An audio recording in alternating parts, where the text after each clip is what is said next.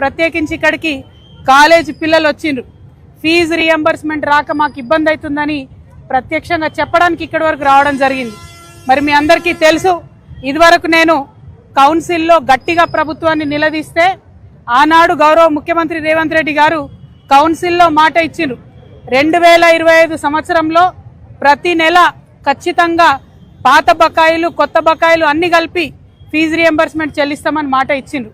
కానీ నిన్న ముఖ్యమంత్రి రేవంత్ రెడ్డి గారు మాట్లాడిన తీరు చూస్తూ ఉంటే వీధి రౌడీలు కూడా సిగ్గుపడేటట్టుగా మాట్లాడారు. ఒక్కొక్క కాలేజీ యాజమానుల్ని పట్టుకొని ఆయన తాట తీస్తాడట, తోలు తీస్తాడట.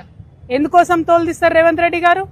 మనకు ఆనాడు ఆంధ్రలో వివక్ష ఉన్నప్పుడు, ఆంధ్ర ప్రభుత్వాలు ఇక్కడ ప్రభుత్వ కళాశాలలు పెట్టినప్పుడు ఇక్కడి తెలంగాణ బిడ్డలు చిన్న చిన్న గ్రూపులుగా ఏర్పడి లోన్లు తెచ్చుకొని కష్టపడి డిగ్రీ కాలేజీలు పెట్టి, ఇంజనీరింగ్ కాలేజీలు పెట్టి, జూనియర్ కాలేజీలు పెట్టి మన తెలంగాణ బిడ్డలను చదివించినందుకు మీరు తోలు తీస్తారా వాళ్ళది? ఎందుకోసం తీస్తారు? మీరు మాట తప్పినందుకు కదా ఇవాళ వాళ్ళు కాలేజీలు బంద్ పెట్టింది. మీరు ఇస్తామని చెప్పి ఇవ్వకపోతే కదా ఇవాళ వాళ్ళు కాలేజీలు బంద్ పెట్టింది.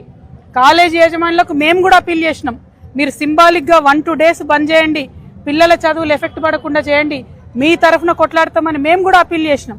మరి మీరు కాంట్రాక్టర్లకు పైసలు ఇస్తారు ఎట్లా, కాలేజీలకు పైసలు ఇయ్యారు ఎందుకు?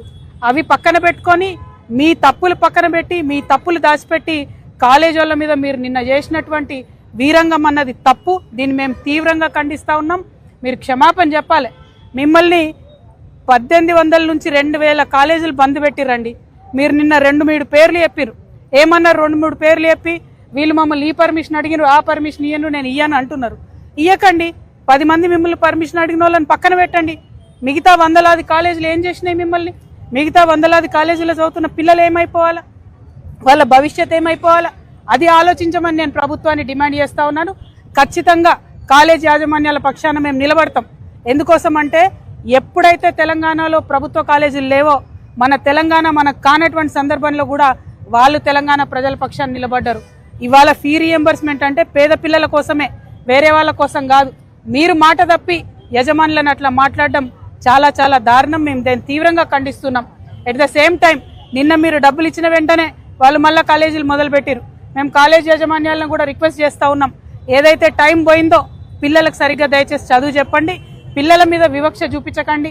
అవసరం అనుకుంటే మీ పక్షాన మేము పోరాటం చేస్తాం. మళ్ళొకసారి ముఖ్యమంత్రి గారు తన వీధి రౌడీలాగా మాట్లాడేటటువంటి భాషను మార్చుకోవాలని డిమాండ్ చేస్తూ ఉన్నాం.